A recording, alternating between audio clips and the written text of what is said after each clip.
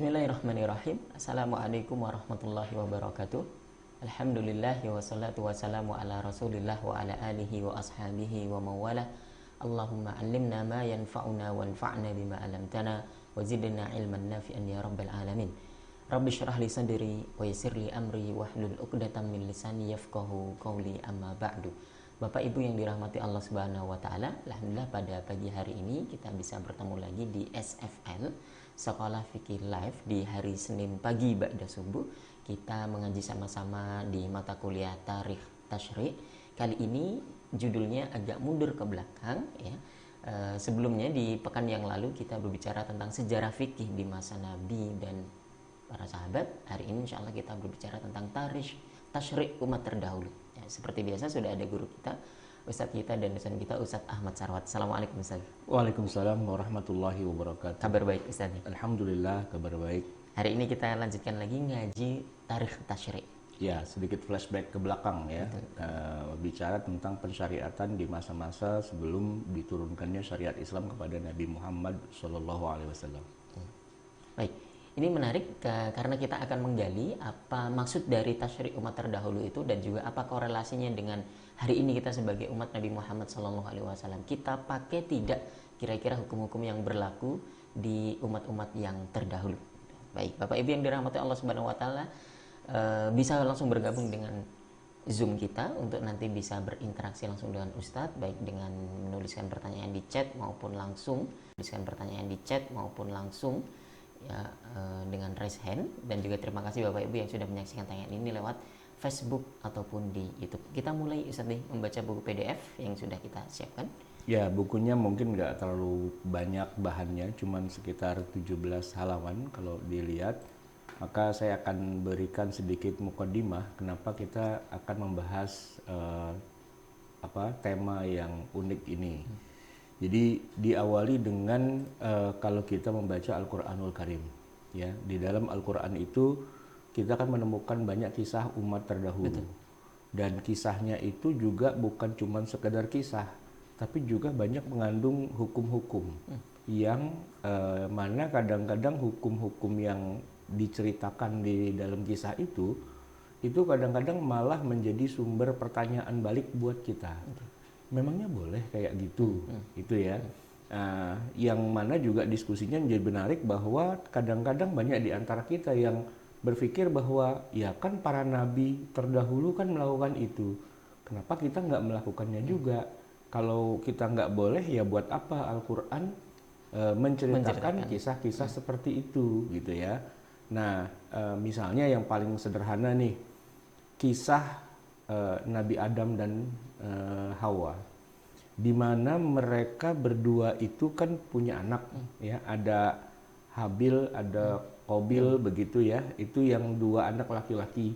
Kemudian mereka juga punya anak perempuan. Ingat nggak namanya siapa?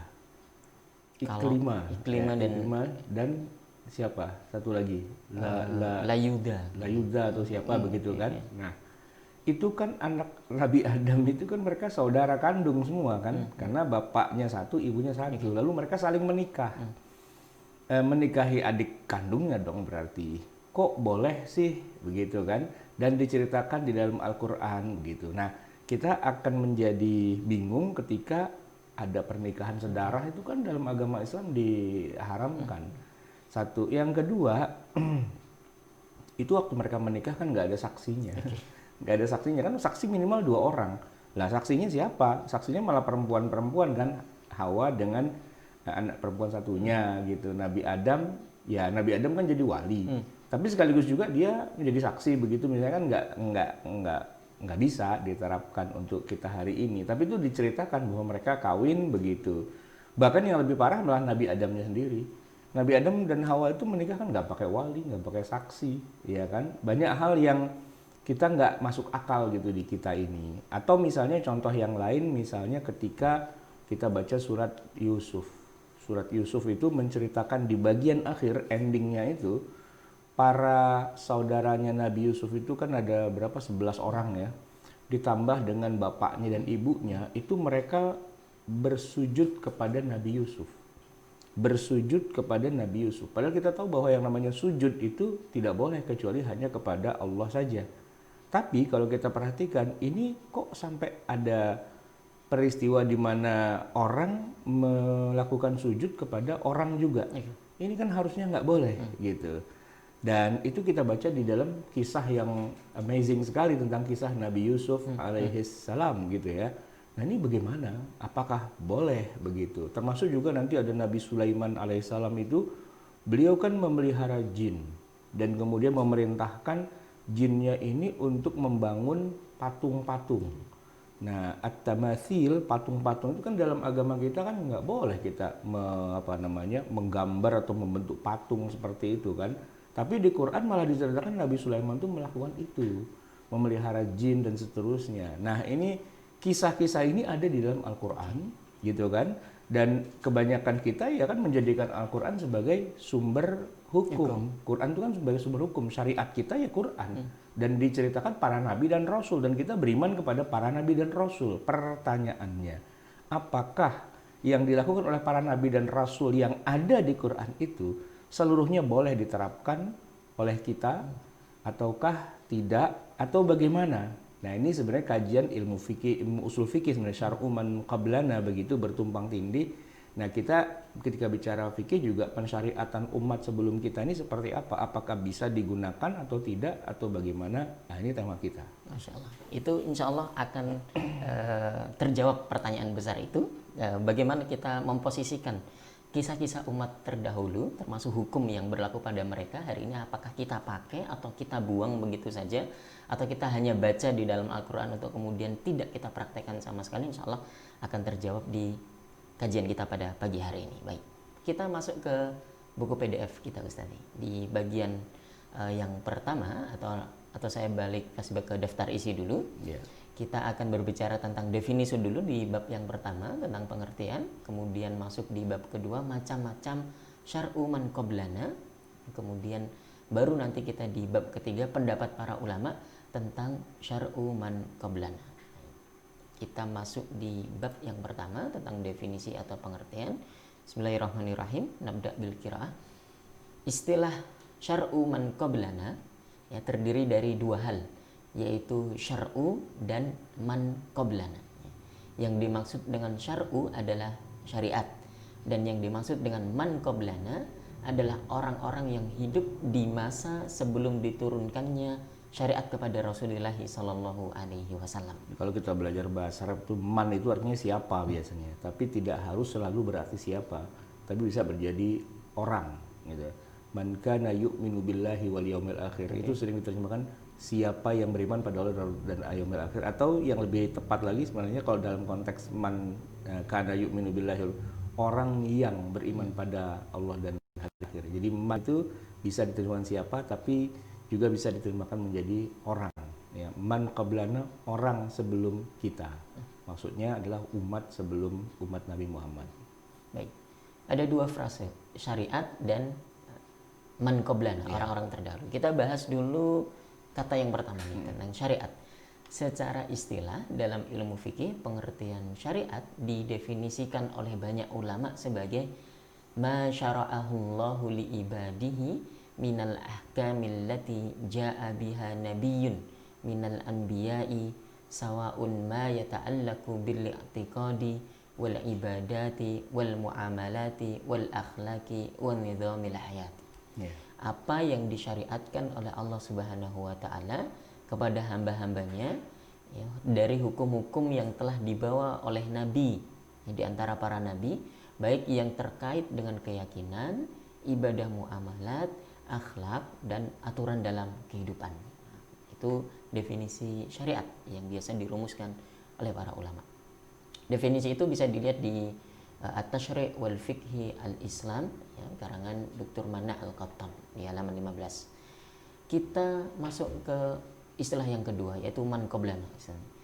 Yang dimaksud dengan istilah man qablana adalah umat-umat terdahulu yang menerima kedatangan para nabi dan rasul serta diberikan taklif untuk menjalankan syariat.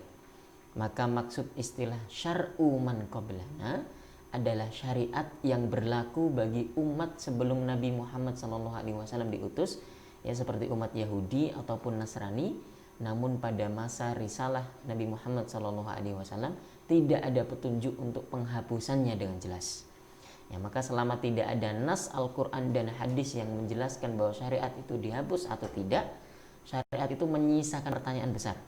Apakah syariat itu masih berlaku untuk kita atau tidak? Para ulama menjelaskan bahwa syariat sebelumnya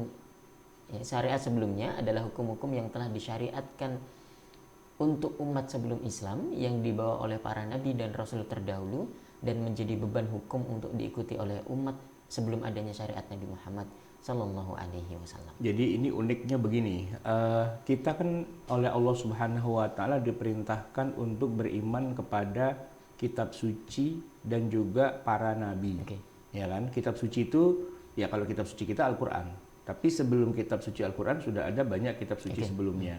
Nabi kita Nabi Muhammad, tapi sebelum Nabi Muhammad juga ada banyak nabi dan rasul yang begitu banyak.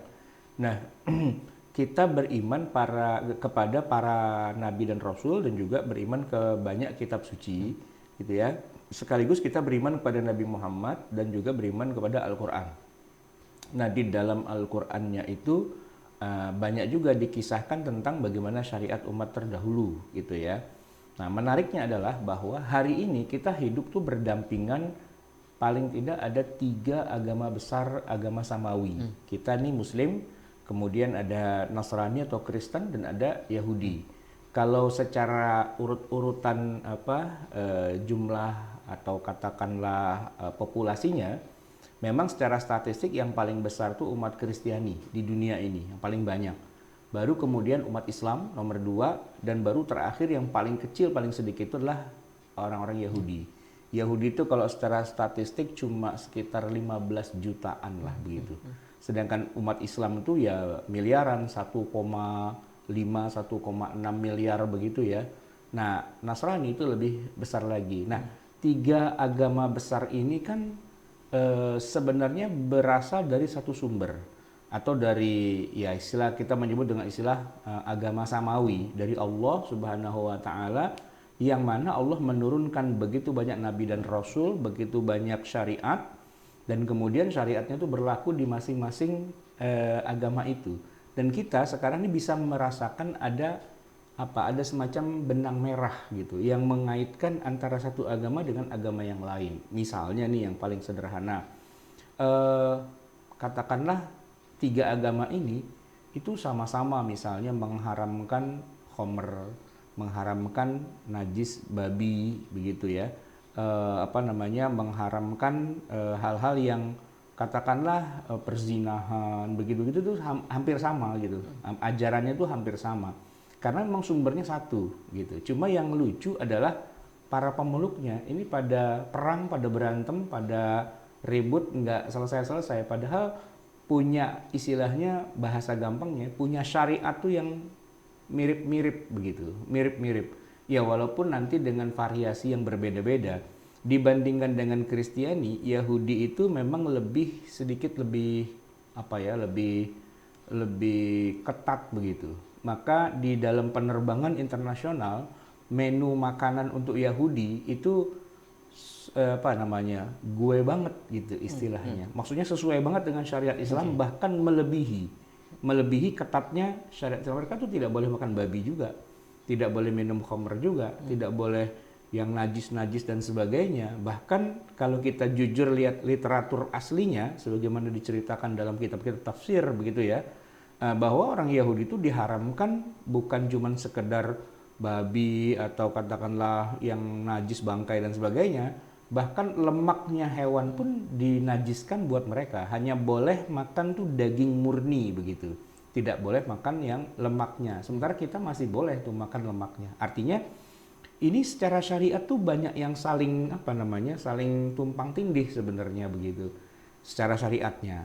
Nah, tetapi secara politiknya itu pada berantem atau pada perang, Islam dan Kristen perang salib misalnya 200 tahun lamanya begitu. Kemudian Yahudi menjadi agresor sekarang di wilayah Palestina gitu. Secara politiknya begitu, mereka carut-marut berantem. Tapi secara syariatnya sebenarnya mereka tuh punya sumber yang sama gitu, sumber yang sama. Ya walaupun Islam tidak mengakui istilahnya pensyariatan yang berlaku sekarang pada umat Kristiani atau pada umat Yahudi begitu ya. Nah, ini yang uniknya adalah bahwa bersamaan dengan katakanlah clash atau perangnya antar tiga agama besar dunia ini, bersamaan dengan itu juga ternyata kalau ditelisik ke belakang ke sumber-sumber syariatnya itu banyak persamaan. Saya kemarin menghitung jumlah kata Taurat di dalam Al-Quran, At-Taurah itu 16 kali terulang-ulang. Dan kata Injil di dalam Al-Quran itu terulang 12 kali.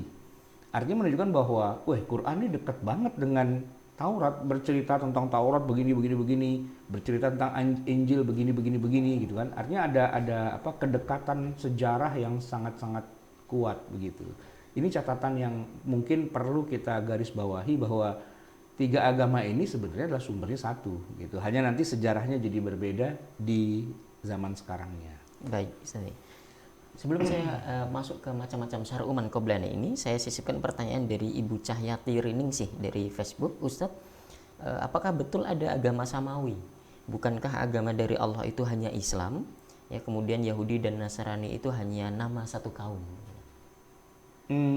Iya, memang sih tidak ada kata-kata ad-din as-samawiyah begitu di dalam sebutan Al-Quran ataupun di dalam hadis Nabi.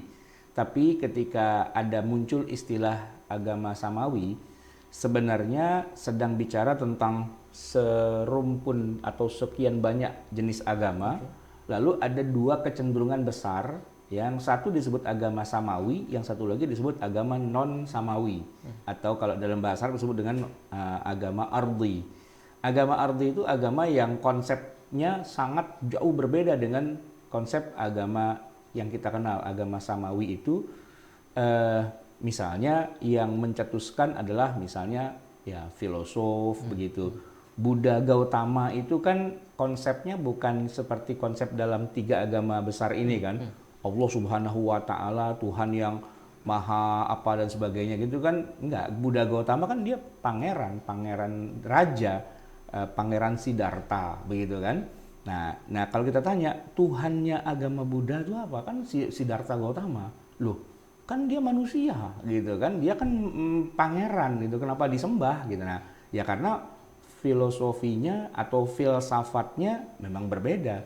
Konsep hari akhir itu mereka nggak kenal, tidak ada the judgment day itu tidak dikenal. Hari akhir itu tidak ada, pensyariatan dari langit kepada orang di bumi itu nggak ada. Mereka yang mereka kenal adalah ya ajaran-ajaran nenek moyang, ajaran leluhur gitu. Jadi nggak sampai langit tuh nggak main-main gitu. Ya, kalaupun ada kehidupan di langit itu para dewa, tapi jumlahnya banyak dan kemudian nanti ada dewa ya kalau di Yunani itu kan ada dewa Zeus misalnya. Ada dewa apalagi itu ya macam-macam lah yang kalau kita nonton di Avenger tuh pasti dewa-dewa cuman dewanya kadang-kadang suka pada mabok suka apa gitu, jadi dewanya tuh dewa manusia banget gitu dewanya. Padahal kalau kita bicara tentang agama samawi, tiga agama itu nggak mengenal perdewa-dewaan begitu kan. Ada agama Hindu, Buddha dan sebagainya, tuh ada agama-agama semacam kayak agama Yunani kuno itu kan mereka juga konsepnya begitu. Nah ini ada istilah agama samawi. Ya sebenarnya cuma pembahasan yang mudah saja untuk membedakan dengan agama yang non samawi. Ya tapi kalau kita bicara lebih dalam lagi agama samawi itu apa? Ya Islam sih sebenarnya. Maksudnya konsepnya sama, yaitu Tuhannya Allah, lalu ada Nabi dan Rasul, begitu ada hari kiamat. Ya seperti yang kita percayai dalam rukun iman yang 6. Ini saudara-saudara kita yang Nasrani, sebenarnya mereka juga percaya pada rukun iman yang 6 loh. Kan mereka percaya konsep adanya Tuhan Allah gitu kan. Cuman mereka kalau di Indonesia nyebutnya Tuhan Allah gitu kan. Kalau kita orang Islam di Indonesia Allah gitu. Kemudian mereka percaya malaikat, ada Jibril, ada apa, dan mereka percaya itu.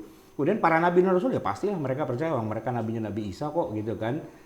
Kemudian adanya kitab-kitab suci mereka juga percaya, adanya hari akhir juga percaya. Tapi nggak tahu kalau takdir baik dan buruk itu konsepnya. Tapi kalau kita kan rukun 6-nya itu lengkap dan spesifik. Nah mereka rukun imannya ya kayak gitu juga, cuman spesifikasinya variannya itu sedikit berbeda. Misalnya saudara kita Nasrani menjadikan kemudian Nabi Isa sebagai anaknya Tuhan, bercampur-campur lah konsepnya dengan konsep yang lain begitu. Nah kalau kita tokoh Nabi Isa ada, tapi kita mengatakan beliau itu bukan anak Tuhan, beliau itu nabi, manusia. Ya, ditiupkan ruhnya ke dalam ibunda Maryam dan sebagainya lah, begitu kira-kira. Tapi tiga agama ini punya kesatuan, gitu kan? Punya kesatuan yang sangat erat, gitu. Walaupun versinya nanti sedikit berbeda-beda dibandingkan dengan agama yang lain. Agama Samawi ya agama Islam. Pada dasarnya semua juga Islam. Semua nabi dan rasul adalah Islam, gitu. Kalau kita melihat di zamannya masing-masing. Baik, itu pertanyaan dari Ibu Cahyati. Saya tanyakan karena langsung ada kaitannya dengan definisi atau pengertian dari syar'u man qablana. Baik, kita lanjutkan di buku PDF kita. Kita masuk di bab yang kedua, macam-macam syar'u man qablana. Kalau kita perhatikan lebih dalam, ternyata apa yang disyariatkan kepada umat sebelum kita ini bisa lagi dibagi menjadi dua bagian. Yaitu pertama, tidak terdapat dalam Al-Quran dan As-Sunnah. Ini bagian yang pertama nih. Hukum-hukum syariat yang pernah diberlakukan Allah Subhanahu wa taala kepada umat-umat terdahulu namun tidak disebutkan dalam Al-Quran dan As-Sunnah. Ya, dalam hal ini para ulama umumnya sepakat bahwa syariat yang seperti ini tidak termasuk syariat kita. Ya, sehingga kita tidak terikat untuk menjalankan syariat tersebut. Dan kalaupun mau diterapkan juga tidak mungkin, ya. Kalaupun diterapkan juga tidak mungkin, sebab kita tidak punya bukti yang otentik seperti apa bentuk syariat yang dimaksud itu. Ini bagian yang pertama, yaitu syar'u man qablana yang tidak terdapat di dalam Al-Quran dan As-Sunnah. Yang kedua, ada kepastian mansuh atau tidak mansuh. Ya, hukum-hukum syariat yang pernah Allah berlakukan kepada suatu umat dari umat yang terdahulu, dan syariat itu disebutkan oleh Allah Subhanahu wa taala baik di dalam Al-Qur'an ataupun di dalam As-Sunnah. Yang jenis syariat yang kedua ini bisa kita bagi lagi menjadi 3 macam klasifikasi.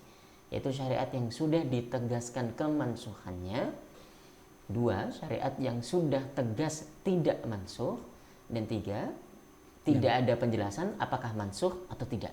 Ya. Okay. Tapi mungkin kita ngomongin dulu apa istilah mansuh. Tiba-tiba nongol istilah mansuh gitu ya, biar nggak terjadi gap gitu. Baik.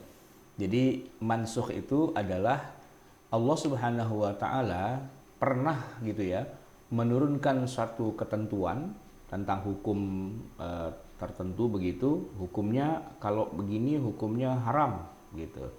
Nah, kemudian atas kehendak Allah juga, karena Dia adalah Tuhan yang menguasai segala sesuatu, ya itu hak prerogatif Allah juga kalau akan merubah ketentuannya yang tadinya haram diubah menjadi halal misalnya. Itu boleh-boleh saja, atau dibalik, yang tadinya halal menjadi haram.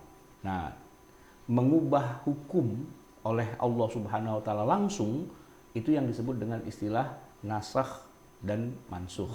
Nasakh itu artinya menghapus, mansuh itu sesuatu yang dihapus. Apa yang dihapus?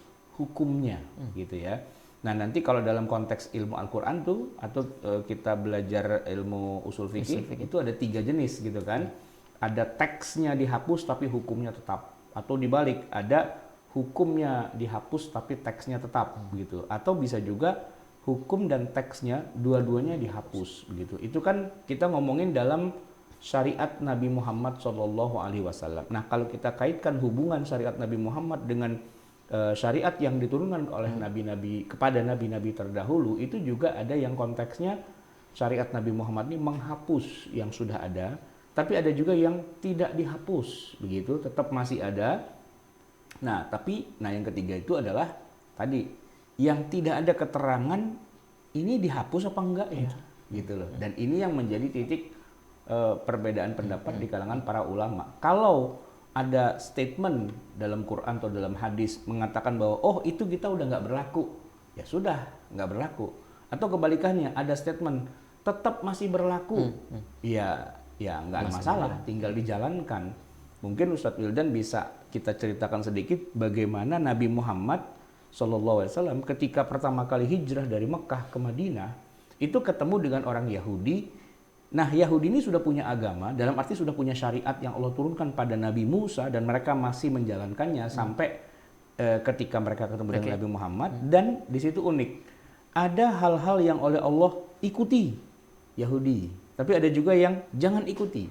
Kalau ikuti itu contohnya yang paling dasar itu adalah ketika Nabi SAW diperintah untuk sholat. Ketika masih di Mekah pun sholat ini kan sudah diturunkan kewajibannya. Bahkan sejak awal-awal mula turun wahyu itu sudah sholat, sudah ada sholat. Kalau di menjelang akhir dari masa di Mekah itu sudah ada sholat 5 waktu. Tapi kalau sebelumnya ada sholat yang pagi dan sore atau sholat malam dan sebagainya. Tapi selama ada sholat itu sejak turun wahyu perintah sholat sampai kemudian di Mekah, di Madinah beberapa tahun kemudian itu perintahnya adalah sholat itu menghadap ke Baitul Maqdis. Itu kan tempat ibadahnya orang-orang Yahudi, orang Nasrani. Sedangkan kita kan harusnya ke Ka'bah. Tapi waktu itu disuruhnya kita oleh Allah untuk sholat kepada atau menghadap ke kiblatnya orang-orang Nasrani, orang Yahudi. Begitu juga ketika ada syariat puasa pertama kali. Nabi itu puasanya malah bukan puasa Ramadan, tapi malah puasa 10 Muharram atau yang kita kenal dengan istilah hari Asyura. Itu hari Asyura itu hari Yahudi banget karena Nabi begitu sampai di Madinah bertanya, "Kalian kenapa pada puasa nih tanggal berapa?" gitu kan. Ini tanggal 10 Muharram. Yahudi itu pakai hitungan Muharram juga ya. Yahudi itu pakai hitungan kayak kita umat Islam. Jadi Muharram, Safar, Rabiul Awal begitu, bukannya Januari Februari. Kalau itu kan Eropa begitu kan. Kalau Yahudi itu ya Timur Tengah juga karena sumbernya ada di Baitul Maqdis ya di Palestina. Mereka mempuasai 10 Muharram itu sebagai hari raya di mana mereka memperingati hari diselamatkannya Nabi Musa dari kejaran Firaun. Dan disitulah Nabi Muhammad kemudian ikut puasa juga. Nah, sehingga puasa kita pertama kali itu ya puasa ikut orang Yahudi, hari rayanya orang Yahudi. Nah, tetapi yang unik adalah baik kiblat maupun puasa itu kemudian berjalan dulu sementara, tapi kemudian di tengah jalan tuh oleh Allah dinasakh gitu, dihapus. Kiblatnya diarahin ke Ka'bah, puasanya diarahin ke bulan Ramadan. Menurut salah satu versi adalah dari puasanya orang Yahudi 10 Muharram menjadi bulan Ramadan. Walaupun nanti ada versi yang kedua yang mengatakan bahwa semua umat Nabi terdahulu pun ada kewajiban puasa Ramadan. Itu adalah tafsir yang justru malah yang lebih depan. Ibnu Abbas mengatakan bahwa kama kutiba 'alal ladzina min qablikum itu maksudnya adalah sebagaimana diwajibkan pada umat sebelummu, yaitu umat sebelummu puasanya Ramadan juga. Oke lah, itu ada dua versi, tapi yang pasti kalau 10 Muharram itu memang versi Yahudi. Dan kita sampai hari ini masih puasa 10 Muharram, walaupun jatuhnya menjadi puasa sunnah. Ya kan? Nah, harusnya kan haram itu. Kenapa? Karena mereka puasa, kenapa kita puasa? Itu 10 Muharram itu masih menjadi satu bukti bahwa kita masih punya benang merah gitu. Tidak sepenuhnya apa yang dilakukan oleh orang Yahudi kemudian kita dilarang untuk mengikutinya. Ternyata 10 Muharram itu masih asli punya Yahudi. Dan kita masih melakukannya. Itu masuk ke klasifikasi yang kedua tadi, Ustaz, ya? Contoh yang kedua. Yang dilegalisasi begitu, katakanlah yang diamini oleh syariat Islam yang dibawa oleh Nabi Muhammad. Sedangkan kalau untuk contoh yang pertama adalah kiblat. Ya, kiblat kita sudah nggak ke Masjidil Aqsa. Yang sudah dipastikan mansuh gitu. Baik, Ustaz. Jadi terang nih Ustaz kita tentang 3 pembagian itu. Jadi 1 dipastikan mansuh, yang kedua dipastikan masih berlaku, dan yang ketiga, nah ini tidak ada keterangan apakah masih berlaku atau sudah mansuh. Makanya kita jadi khilafiyah sesama umat Islam sendiri. Baik, kita masuk di klasifikasi yang pertama dulu ini. Sudah dipastikan mansuh. Ya, klasifikasi pertama adalah syariat buat umat terdahulu yang disebutkan di dalam Al-Quran atau di dalam As-Sunnah, namun ada ketegasan dalam syariat kita bahwa hal tersebut itu sudah dihapuskan dan tidak berlaku lagi untuk umat Nabi Muhammad SAW. Ya, sehingga apa yang pernah dilakukan atau berlaku di masa lalu itu tidak lagi berlaku untuk kita hari ini. Ya, syariat itu hukumnya mansuh, yaitu dibatalkan berlakunya oleh Al-Quran atau oleh As-Sunnah. Nah, ini ada beberapa contoh ya. Contohnya sudah bukan termasuk syariat kita menurut kesepakatan semua ulama. Contohnya yang pertama najis. Ya. Di antara contoh kasus seperti ini adalah masalah najis. Ya, dalam syariat Nabi Musa alaihissalam dan umatnya, bila badannya terkena najis, hukumnya itu haram. Dan pakaian yang terkena najis, hukumnya tidak bisa disucikan lagi untuk selama-lamanya. Meskipun telah dicuci berkali-kali, maka bila masih ada atau masih ingin mengenakan pakaian yang terkena najis itu, bagian yang terkena najis haruslah dipotong. Hari ini umat Islam sebagiannya masih ada yang berpikir atau memandang bahwa kena najis itu haram. kena najis itu haram karena memang ini terbawa dari agama terdahulu. Jadi begini, ada sebuah hadis ya yang menyebutkan tentang ancaman orang yang melakukan ini itu seperti memasukkan tangannya ke dalam perutnya babi, ke dalam daging babi. Nah, sebenarnya kalau kita lihat dengan kacamata fikih kita, badan kita ini tidak haram atau tidak dosa kalau memegang najis. Itu. Nah, tetapi dalam syariat sebelum kita, syariat Yahudi, memang itu dosa dan memang itu haram, memegang najis. Saya tanya nih Ustaz Wildan. Kita kalau benda najis contohnya darah gitu ya. Kita ini kalau tangan kita berlumur darah, sebagaimana kita lagi di Idul Adha kan nyembelih kambing. Betul. Lalu ada para jagal itu kan mereka main-main dengan darah itu kan di mana-mana. Itu dosa nggak? Enggak kan? Enggak. Kemudian misalnya di kita ada mohon maaf misalnya ada yang kerjanya di bidang kebersihan, buang sampah dan sebagainya lah begitu. Sedot WC ya kan gitu. Nah, itu kan pekerjaan-pekerjaan yang nggak bisa lepas dari yang namanya najis. Dokter, perawat, nah itu semua bidan gitu kan bergelimang dengan najis tuh hidupnya begitu. Itu mereka ketika menyentuh najis itu dosa nggak sih? Gitu kan? Nah, sebenarnya secara hukum syariat kita umat Islam, umat Nabi Muhammad menyentuh najis itu tidak dosa. Gitu loh. Tetapi di sebagian masyarakat kita masih ada yang berpandangan bahwa menyentuh najis itu dosa, menyentuh najis itu haram. Nah, ini adalah asar atau pengaruh sisa-sisa dari agama sebelum kita, agama Yahudi, agama Nasrani. Memang di mereka itu menyentuh najis itu haram, menyentuh najis itu dosa, gitu. Sehingga kalau ada orang tangannya nyentuh najis itu tangannya dipotong atau makan najis lidahnya dipotong begitu karena sekali najis tetap najis hidup najis begitu itu dalam konsep mereka. Nah dalam konsep syariat Islam enggak, najis itu tidak dosa dan najis itu bisa dibersihkan dalam arti dicuci dengan air itu kemudian hilang. Dalam madhab kita nih madhab Syafi'i, Allah menurunkan air itu tujuannya adalah untuk liutahhirakum, untuk mensucikan gitu ya. Nah maka ada ayat yang turun pertama itu kan wasiyabaka fatahhir gitu, dan bajumu itu jadikanlah dia berubah jadi suci. Nah mensucikan baju najis itu tidak dikenal dalam konsep agama terdahulu gitu ya. Nah ini contohnya, jadi kita itu mengenal ada yang namanya benda najis dipegang tidak haram, tersentuh tidak dosa, dan benda najis itu bisa disucikan lewat lewat pensucian dengan tanah, dengan air. Nah, yang dengan tanah itu khusus buat kita juga. Ada namanya tayammum, itu hanya ada di kita. Ada yang namanya dicuci dengan tanah gitu, itu hanya ada di kita. Di agama lain itu tidak ada bersuci pakai tanah, itu enggak ada. Tanah kan kotor, kenapa buat suci gitu kan. Nah, di kita itu ada keunikan selain air juga dengan tanah gitu. Itu yang contoh yang pertama dari syariat umat terdahulu yang dipastikan mansuh gitu ya. Ada juga contoh yang kedua yaitu haramnya lemak dan hewan yang berkuku. Demikian juga Allah Subhanahu wa taala dahulu pernah mengharamkan segala hewan yang berkuku dan juga lemak hewan yang halal dagingnya.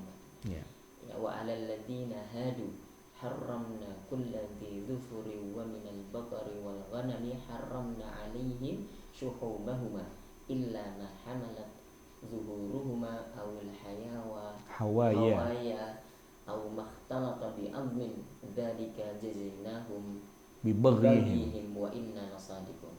Dan kepada orang-orang Yahudi kami haramkan segala binatang yang berkuku dan dari sapi dan domba kami haramkan atas mereka lemak dari kedua binatang itu, ya selain lemak yang melekat di punggung keduanya atau yang di perut besar dan usus atau yang bercampur dengan tulang. Demikianlah kami hukum mereka disebabkan kedurhakaan mereka dan sesungguhnya kami adalah Maha benar. Ini kalau kita lihat bagian akhirnya itu Allah menegaskan dzalika jazainahum bibaghihim.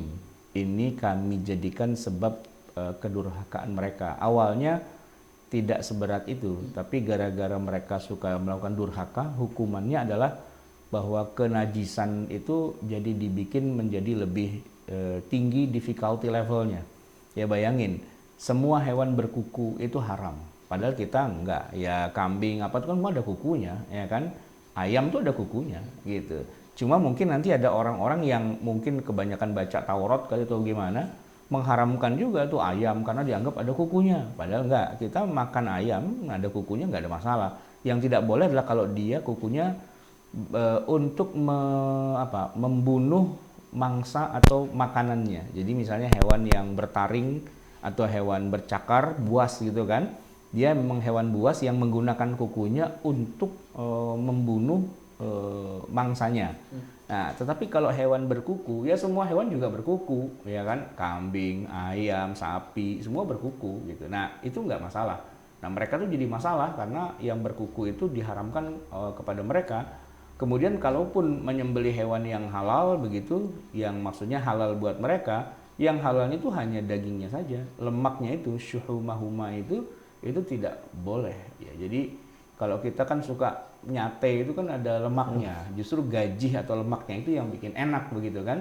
Nah, untuk orang-orang Yahudi Allah haramkan itu lemak itu. Jadi jangankan lemak babi, lemak sapi pun mereka haram juga, gaji itu. Atau kalau orang Jakarta suka makan nasi kebuli itu ada lemak minyak cap onta, begitu. Nah, itu lemak kayak gitu tuh najis buat mereka dan haram. Bahkan sampai-sampai Allah melaknat mereka gara-gara mereka menjual lemak, yang mana lemak itu duitnya diambil, setelah dijual lemaknya, lalu mereka belikan dagingnya mereka makan, itu dilaknat juga. Ya, makanya itu menjadi dasar kenapa kita tidak boleh menjual makanan-makanan yang haram, kayak khamar kita jual itu nggak boleh kan. Jual beli khamar itu kan haram gitu, walaupun kita nggak minum, tapi kita ambil nilai harga jualnya itu kan haram hukumnya. Nah, itu sumbernya dulu gara-gara umat Yahudi menjual lemak gitu, yang mereka diharamkan, tapi kalau orang Arab kan nggak haram, dijual kepada orang Arab, lalu mereka ambil duitnya buat mereka belikan daging gitu. Nah, itu juga termasuk haram juga, kira-kira seperti itu kan, berat itu kan. Nah, agama kita membolehkan itu makan lemak itu boleh ya, bahkan bukan cuma lemak, isi perutnya, anduknya, jeroan dan sebagainya, habislah kita santap. Jadi di Yahudi itu haram itu yang begitu-begitu, hanya boleh daging murni saja. Baik, kita masuk contoh yang ketiga, yaitu haramnya ghanimah. Yeah. Ini masih contoh yang dimansuh begitu ya. Yeah. Ghanimah adalah harta rampasan perang. Ya, buat kita memakan harta ghanimah itu halal, sementara buat umat terdahulu hukumnya haram.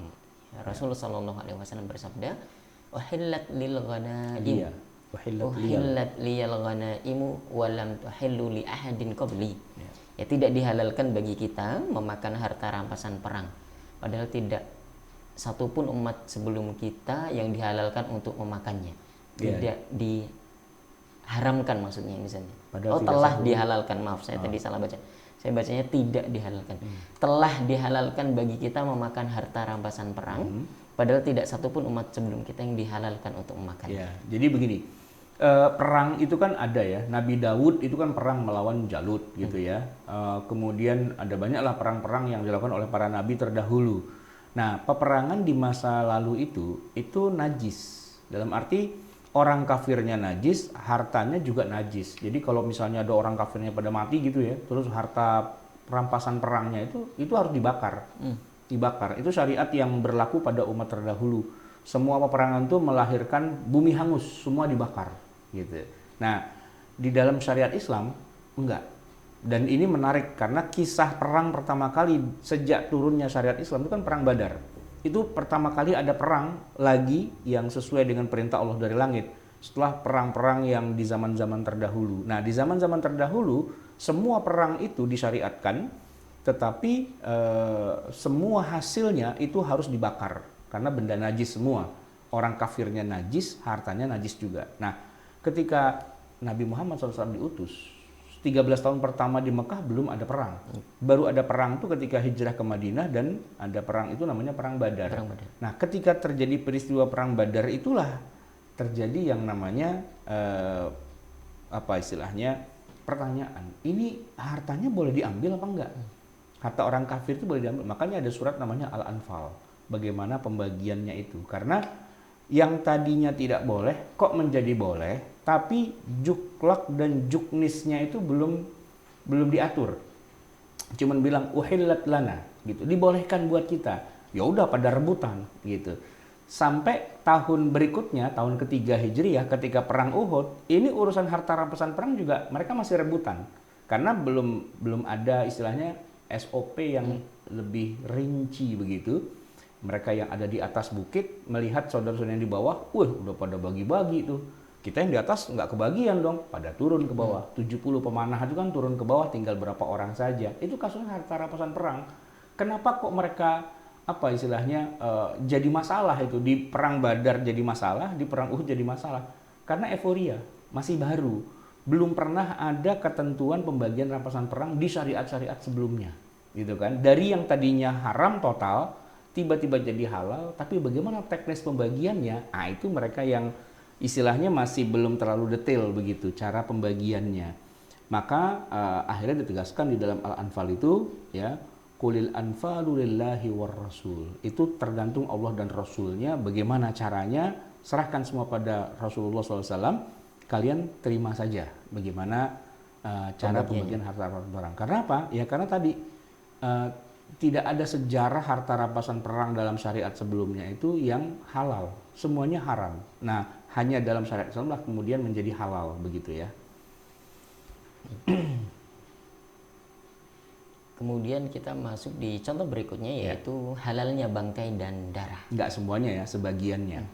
Buat umat Rasulullah SAW, bangkai ikan dan belalang hukumnya halal.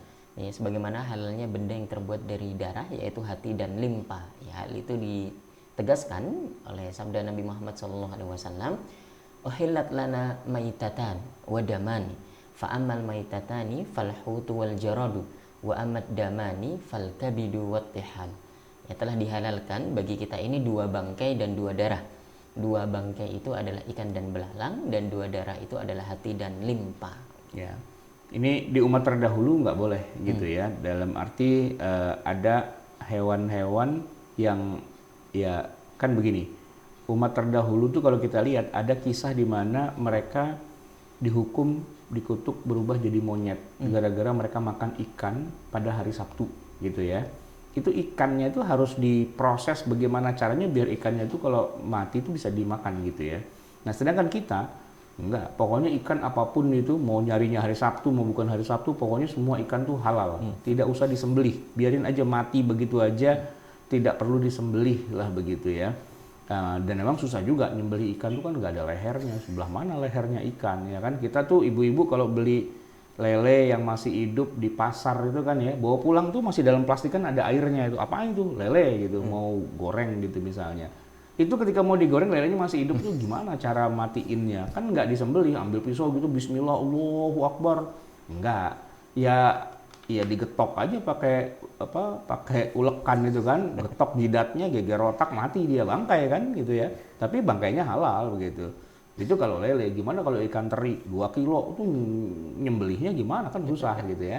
Nah, ikan-ikan yang kita makan itu semua adalah bangkai sebenarnya, tapi itu dihalalkan. Begitu juga al-jarad, disebut dengan belalang begitu ya, itu juga halal.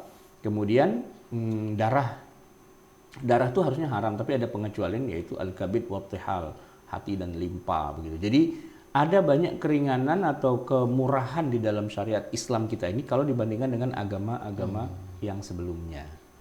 Baik, itu kita masuk di klasifikasi yang pertama, yaitu hukum-hukum di umat terdahulu yang sudah dipastikan mansuh. Gitu ya. Kita masuk ke klasifikasi yang kedua, yaitu sudah dipastikan tidak mansuh.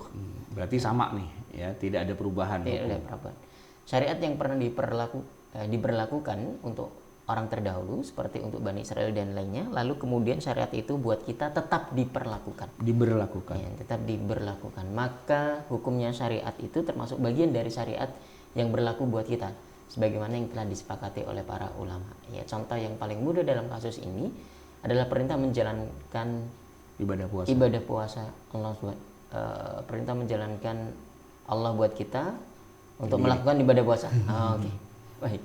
Di mana puasa adalah syariat yang juga pernah diberlakukan buat umat terdahulu ya, sebagaimana puasa Ramadan ya. Ini versi yang pertama, kan karena ada 2 versi nih. Maksudnya tafsir ayat ini kama kutiba 'alal ladzina min qablikum, ada 2 versi. Yang pertama mengatakan bahwa umat terdahulu itu puasa Ramadan juga. Nah, maka kalau pakai versi yang pertama cocok. kita juga puasa sebagaimana umat terdahulu itu puasa Ramadan. Nah, kalau versi kedua kan mengatakan enggak, umat terdahulu enggak puasa Ramadan, tapi mereka puasa 10 Muharram gitu ya. Oke. Baik. Namun meskipun kita disyariatkan untuk berpuasa sebagaimana umat terdahulu, tetap saja dalam teknis yang lebih detail ada ketidaksamaan di sana sini ya. Sebut saja misalnya dari segi hukumnya. Puasa yang Allah Subhanahu wa taala wajibkan atas Nabi Daud alaihissalam dan umatnya memang masih berlaku untuk kita sebagai umat Rasulullah Shallallahu alaihi wasallam. Tetapi perbedaannya dari segi hukum. Puasa Daud yang sehari puasa dan sehari berbuka itu hukumnya wajib atas mereka, sedangkan buat kita hukumnya hanya sunnah. Ya. Artinya seandainya kita tidak mengerjakan puasa seperti puasanya Nabi Daud alaihissalam, kita tidak berdosa. Ya, tapi tetap puasa Daud, ya kan? Kan puasa umat nabi lain, bukan nabi kita. Puasa umat terdahulu kan. Kita masih melakukan puasa Daud. Oh, boleh nggak tuh melakukan puasa bukan sebagaimana diajarkan Nabi Muhammad atau malah mengerjakan Nabi Daud begitu. Ya ketika Nabi Muhammad bilang, "Ya sudah, kamu puasa Daud aja." Oh, ya udah berarti kita puasa Daud. Karena Nabi mengatakan, kan ini ada kisahnya puasa Nabi Daud, kan ada kisah ada orang yang merasa dia bisa puasa setiap hari. Lalu oleh Nabi dilarang, ya kalau kamu mau puasa paling banyak itu puasanya kayak Nabi Daud aja, sehari puasa, sehari berbuka, sehari puasa, sehari berbuka gitu kan. Itu udah optimal, maksimal, nggak boleh melebihi dari itu. Nah, berarti kan ada semacam rekomendasi nih dari Nabi Muhammad untuk boleh kita menjalankan puasanya Nabi Daud. Harusnya kan tidak boleh. Ini contoh bahwa puasa Daud adalah contoh bagaimana puasa umat terdahulu itu diberikan juga ketentuannya kepada kita atau disyariatkan juga pada kita walaupun ada sedikit variasinya. Kalau di umat Nabi Daud itu jadi hukumnya wajib gitu.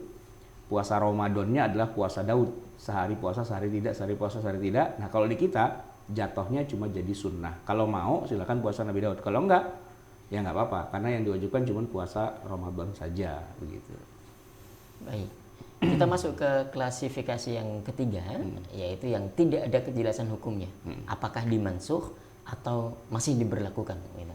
Kalau pada dua jenis syariat di atas kita punya kejelasan informasi tentang hukumnya, baik terhapus atau tetap masih berlaku. Maka pada klasifikasi yang ketiga ini agak berbeda nih, karena kita tidak mendapatkan konfirmasi dari Allah Subhanahu wa taala dan Rasulullah Shallallahu alaihi wasallam tentang apakah syariat yang pernah berlaku di masa lalu, ya, apakah sudah dihapuskan sehingga menjadi mansuh atau masih tetap berlaku dan dianggap menjadi bagian dari syariat kita hari ini. Dalam hal ini banyak perbedaan pendapat dari kalangan para ulama. Sebagian ada yang cenderung mengatakan bahwa jika hukum tersebut sahih dapat kita amalkan karena secara tidak langsung hukum terdahulu tidak terhapus, yaitu berarti juga tetap menjadi syariat umat terdahulu yang berlaku bagi kita umat Islam. Dan sebagian lainnya punya pendapat yang berbeda. Ya, seperti halnya diamnya Rasulullah Shallallahu alaihi wasallam atas suatu perkara, ya, tidak membenarkan, tidak pula menyalahkan.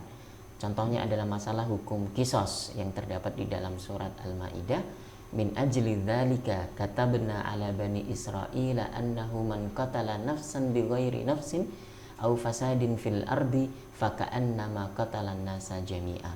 Oleh karena itu kami tetapkan satu hukum bagi Bani Israel bahwa barang siapa yang membunuh seorang manusia bukan karena orang itu membunuh orang lain atau bukan karena membuat kerusakan yang besar di muka bumi ini, maka seakan-akan dia telah membunuh manusia seluruhnya. Itu kan berlakunya kepada Bani Israel sebenarnya, tapi kemudian di kita jadi berlaku juga. Karena apa? Menurut sebagian ulama karena Nabi tidak melarang, hanya mendiamkan saja gitu kan, sehingga sebagian mengatakan ya itu berlaku juga buat kita. Sebagian lagi mengatakan oh enggak, kan pada dasarnya Quran itu turun untuk menghapus, bukan untuk meneruskan gitu. Jadi itu khilafiyah lah ketika terjadi antara yang mengatakan tetap bisa diberlakukan atau mengatakan tidak boleh diberlakukan gitu. Baik. Nah, kita lebih menukik lagi pendapat para ulama tentang syar'u man qablana. Nah, kita masuk di bagian akhir di bab ketiga tentang pendapat para ulama tentang syar'u man qablana ini yang tadi ya, berarti yang klasifikasi ketiga Ustaz. Yeah. Yang tidak secara tegas dihapus atau tidak secara tegas diberlakukan gitu. Dari 3 jenis syar'u man qablana yang sudah diuraikan di atas, para ulama telah bersepakat pada jenis yang pertama dan kedua. Ya, namun mereka berbeda pendapat tentang keberadaan syar'u man qablana untuk jenis yang ketiga. Ya, sebagian ulama berpendapat bahwa syariat yang diberlakukan buat umat terdahulu itu masih tetap berlaku untuk kita, dan sebagiannya lagi berpendapat sebaliknya. Ya, selama tidak ada penegasan, ya berarti ada khilafiyah lah di situ pasti. Jadi ruang terjadinya khilafiyah itu biasanya ketika tidak ada nas, tidak ada ketentuan dari Allah, dari yang membuat syariah gitu ya, tentang ini bagaimana gitu ya. Kalau sudah nggak ada ketentuan, pasti nanti ujung-ujungnya para ulama pasti berbeda. Jadi perbedaan pendapat di kalangan ulama itu biasanya ketika terjadi kekosongan nas, itu nanti mereka ada yang logikanya begini, logikanya begitu, ijtihadi sifatnya. Oke, kita masuk. Ini di pendapat yang pertama, yaitu para ulama yang mengatakan tetap berlaku. Ya, pendapat yang mengatakan bahwa syariat dan hukum yang pernah berlaku buat umat terdahulu itu juga masih berlaku buat kita, umumnya dikemukakan oleh para ulama dari kalangan madzhab al-Hanafiyah, al-Malikiyah, kemudian mayoritas kalangan madzhab Syafi'iyah. Dan salah satu riwayat dari Imam Ahmad bin Hanbal juga membenarkan bahwa hukum-hukum seperti itu tetap berlaku bagi kita umat Nabi Muhammad SAW. Ya, dalil yang biasanya mereka kemukakan antara lain, pertama adalah semua syariat ini sama-sama datangnya dari Allah. Ya, mereka memandang bahwa pada dasarnya syariat buat umat terdahulu itu juga datang dari Allah juga. Oleh karena itu, apa yang disyariatkan kepada para nabi terdahulu dan disebutkan dalam Al-Quran itu berlaku kepada umat Nabi Muhammad SAW, meski tidak ada perintah langsung untuk melaksanakannya. Ya kan, kita mendengar khutbah Jumat itu kan, mari kita laksanakan semua perintah Allah dan kita tinggalkan semua larangannya. Semua perintah Allah, ketika Allah memerintah kepada umat terdahulu itu termasuk perintah Allah juga, bukan? Iya sih. Ya udah, berarti itu perintah Allah, kita wajib melakukannya. Gitu logikanya kan. Nah, tapi ini yang pendapat yang mengatakan bahwa ya pada dasarnya syariat yang Allah turunkan kepada umat terdahulu pun itu menjadi syariat buat kita. Walaupun tidak ada penegasan, tapi basically dasarnya adalah itu perintah Allah. Namanya selama itu perintah Allah berarti kita wajib untuk melaksanakannya, gitu. Nah, yang kedua, ada juga perintah untuk menjalankannya walaupun sifatnya umum, gitu ya. Selain itu terdapat beberapa ayat Al-Qur'an secara tegas memerintahkan kita untuk mengikuti jejak dan syariat yang turun kepada para nabi terdahulu. Ini ayatnya tuh. Gimana? Tsumma auhayna ilaika anittabi' millata Ibrahim hanifa. Kemudian kami wahyukan kepadamu Muhammad, anittabi', ikuti agama Ibrahim yang hanifa. Wa ma kana minal musyrikin. Ya, ada nasnya, ikutin tuh agamanya Nabi Ibrahim, gitu ya. Jadi kalau dibilang nggak boleh, itu kan turunnya pada nabi yang lain lah, padahal Al-Qur'annya An-Nahl ya 123, anittabi' millata Ibrahim, ikuti milahnya Nabi Ibrahim. Apa itu contohnya milahnya Nabi Ibrahim? Disunat, gitu, khitan, gitu ya. Jadi disebutkan bahwa Nabi Ibrahim itu diperintahkan untuk berkhitan meski sudah berusia tua. Oleh karena itu dibutuhkan kapak untuk melakukan ini. Saya bukan ngarang ya, bukan ngelawak, tapi beneran ya, baca hadisnya itu. Ikhtatana Ibrahimun Nabi sallallahu alaihi wasallam wa huwa ibnu thamanina sanah bil qaddum. Nabi Ibrahim itu berkhitan ketika berusia 80 tahun dengan menggunakan qaddum. Qaddum itu kampak memang itu. Dan hadisnya sahih loh, Bukhari ini. Pakai kampak, bayangin gitu, serem juga, horor juga. Itu dulu sunat pakai kampak atau pakai cutter atau pakai silet gitu ya. Nah, bayangin di zaman Nabi Ibrahim alaihissalam itu sudah ada syariat khitan. Dan kita disuruh ikut millata Ibrahim. Nah, maka kita khitan. Nah, khitanan kita yang kita lakukan ini sebenarnya itu ngikutin agama Nabi Ibrahim sebenarnya, gitu kan. Nah, ternyata syariat itu tidak dihapus, malah justru diperkuat perintahnya. Walaupun begini, apa hukum khitan? Itu nanti di kalangan para ulama kita tuh beda pendapat. Kalau mazhab Syafi'i itu mewajibkan, wajib khitan itu, tidak boleh tidak khitan. Tapi di dalam mazhab yang lain tidak wajib. Ya alasannya ya salah satunya perbedaan mereka dalam memandang Syar'u man qablana. Salah satunya itu, gitu. Walaupun ada alasan atau hujah yang lainnya, gitu. Tapi dalam mazhab Syafi'i khitan itu wajib hukumnya. Baik. Itu pendapat dari ulama golongan pertama, Ustaz, yang masih memberlakukan syar'u man qablana itu ya untuk kita umatnya Nabi Muhammad SAW.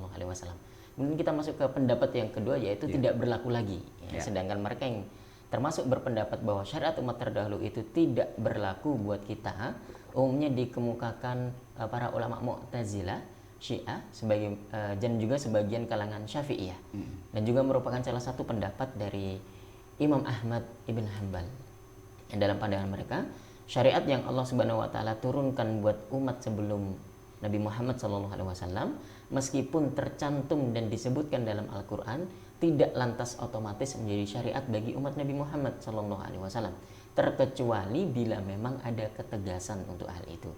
Ya, dalil-dalil yang dikemukakan oleh kalangan ini adalah firman Allah Subhanahu wa taala sebagaimana surat Al-Maidah ayat 48. Likulli ja'alna minkum syir'atan wa minhaja walau sya'allahu laja'alakum ummatan wahidah walakin liyabluwakum fima atakum fastabiqul khairat ilallahi marji'ukum jami'a fayunabbi'ukum bima kuntum fihi takhtalifun. Ya, walikullin ja'alna minkum syir'atan wa minhaja, untuk tiap-tiap umat di antara kamu kami berikan aturan dan jalan yang terang. Nah, syir'atan wa minhaja itulah yang dianggap ya syariatnya beda-beda gitu, nggak sama. Dan kalau Allah mau sih bisa aja semua tuh diseragamkan syariatnya, tapi Allah ternyata punya kebijakan yang berbeda, masing-masing syariatnya sendiri-sendiri. Itu untuk apa? Allah hendak menguji kamu terhadap pemberiannya padamu gitu ya. Nah udah, silahkan berlomba-lombalah dalam berbuat kebajikan sesuai dengan syariatnya masing-masing begitu. Hanya kepada Allah kamu semua akan kembali. Itu inti dari surat Al-Maidah 48 kan tegas sekali itu ya, menggambarkan syariatnya beda-beda gitu ya. Tiap umat memang sudah diberikan, dan itu akan dites kalian sesuai dengan soal ujian yang beda-beda. Soal anak SMP nggak sama dengan soal anak SMA gitu ya. Jadi tetap dibedakan. Apalagi soal anak TK ya, PAUD itu beda, nggak semua disamaratakan gitu. Nah ini tarjih ya, Dr. Abdul Wahab Khalaf dalam bukunya Ilmu Usul Fikih menjelaskan bahwa yang terkuat dari dua pendapat tersebut adalah pendapat yang pertama di atas. Alasannya bahwa syariat Islam hanya membatalkan hukum yang kebetulan berbeda dengan syariat Islam. Jadi kalau yang berbeda memang dibatalkan, tapi kalau nggak ada perbedaan berarti yang dulu itu tetap berlaku begitu. Menurut Abdul Wahab Khalaf dalam Ilmu Usul Fikih yang dia susun. Nah, oleh karena itulah segala hukum-hukum syariat pada Nabi terdahulu yang disebutkan dalam Al-Quran, meskipun tanpa ada ketegasan bahwa hukum itu dihapus, maka ya itu tetap berlaku begitu. Ini menurut pandangan beliau yang merojihkan pendapat yang pertama. Oke. Oleh karena itu udah terus ya, scroll lagi. Sudah selesai. Ya. Tadi kita juga sudah tahu bahwa pendapat pertama itu adalah pendapat yang dipegang oleh jumhur ulama, mayoritas ulama dari kalangan Hanafiyah, Malikiyah, dan juga mayoritas dalam mazhab Syafi'i juga, dan juga salah satu qaul dari Imam Ahmad bin Hanbal. Baik, Bapak Ibu yang dirahmati Allah Subhanahu wa taala, kita selesai dari buku PDF kita masuk ke sesi diskusi. Silakan bagi Bapak Ibu yang punya pertanyaan bisa menuliskannya di chat Zoom kita atau juga di Facebook dan juga YouTube. Atau Bapak Ibu yang sudah bergabung di Zoom bisa saja langsung raise hand untuk nanti bisa bertanya langsung kepada Ustadz. Kita nyalakan mikrofonnya insya Allah. Baik Ustadz, sudah masuk beberapa pertanyaan. Pertanyaan dari Pak Ardian Syah Rusdi ya, Ahmad sudah terjawab di Facebook. Bagaimana pandangan mazhab Syafi'i mengenai pemakaian syariat umat terdahulu sebagai dalil hukum? Ya, tadi sudah terjawab bahwa mayoritas ulama di mazhab Syafi'i menjadikan itu sebagai salah satu dalil di antara dalil-dalil agama ini. Selanjutnya Ustadz dari Pak Prasetyo, bagaimana cara membedakan kaidah mengambil ibrah non hukum dengan yang bersifat hukum dari kisah umat terdahulu, ya baik yang sumbernya sahih maupun Israiliyat? Ya, kalau ibroh ini pakai ain ya, ibrah gitu kan. La ibratan gitu, menjadi ibrah, menjadi pelajaran, memang dia sifatnya jauh lebih luas ya. Nah, namanya ngambil pelajaran. Jadi ya teladan-teladan lah, atau katakanlah ada hikmah, ada pelajaran penting dan sebagainya, itu namanya ibrah. Nah, harus dibedakan dengan hukum ya. Ada ibrah dan ada hukum. Dalam tafsir itu katakanlah kalau kita baca tafsirnya Dr. Wahbah Az-Zuhaili, tafsir Al-Munir, itu itu ada poin-poin, setiap ayat itu ada pelajaran gitu, al-ibar atau al-ibrah, dari kisah-kisah ini tuh pelajaran yang bisa kita ambil apa. Tapi nanti ada juga bab yang lebih menukik lagi, lebih khusus, yaitu al-ahkam, hukumnya gitu, karena terkait dengan hukum kita. Nah, ibrah, pelajaran itu sifatnya universal. Ya, misalnya kayak apa ya, kayak yang sering dijadikan sebagai kata-kata bijak, kata-kata mutiara, ya, siapa yang menanam dia akan memanen menuai, ya kan, siapa yang akan begini, dan itu kan pelajaran secara umum gitu ya. Nah, sedangkan kalau hukum sifatnya dia lebih spesifik. Boleh nggak nih hukumnya buat diterapkan dalam kehidupan kita gitu ya. Nah, itu memang jauh berbeda. Nah, mungkin pertanyaannya lah, apa yang membedakan ini adalah kasusnya sifatnya ibroh saja dan ini adalah kasusnya adalah hukum gitu kan. Gampang sebenarnya. Kita cek di dalam tafsir ayat ahkam, atau lebih spesifik lagi kita cek dalam pelajaran ilmu fikih kita gitu ya. Misalnya ada satu ayat bercerita bahwa umat terdahulu tuh begini gitu kan. Sebut contoh nih ya. Di dalam Al-Qur'anul Karim, Allah Subhanahu wa taala seringkali menyebutkan kata mihrab sebagai ruangan khusus di dalam rumah ibadahnya orang terdahulu, di mana mereka mengkhususkan ruangan itu untuk ibadah. Nabi Zakaria itu ada mihrabnya, ya kan? Termasuk ibunda Maryam gitu ya. Itu juga punya mihrab ya. Kullama dakhala 'alaiha Zakaria al-mihraba wajada 'indaha rizqa gitu kan. Nah, mihrab itu hukumnya halal atau haram untuk kita terapkan dalam rumah ibadah kita dalam konteks masjid gitu. Itu khilafiyah di antara para ulama. Sebagian mengatakan itu boleh-boleh saja. Kenapa? Karena tidak ada larangan secara tegas dari agama kita yang melarang bikin mihrab. Sementara sebagian ulama kita ada juga yang mengharamkan. Enggak boleh masjid itu ada mihrabnya. Kenapa? Itu syar'u man qablana yang menurut pandangan mereka itu haram, nggak boleh kita pakai. Nah, itu kan wilayah khilafiyah tuh mihrab itu ya. Nah, kalau kita lihat implementasinya, kebanyakan atau boleh dibilang hampir seluruh masjid di dunia ini semua ada mihrabnya. Kecuali dua masjid, yaitu Masjidil Haram di Mekah dan Masjid Nabawi. Kalau Masjidil Haram nggak ada mihrabnya, kenapa? Orang kiblatnya di situ, mau bikin mihrab di mana gitu kan.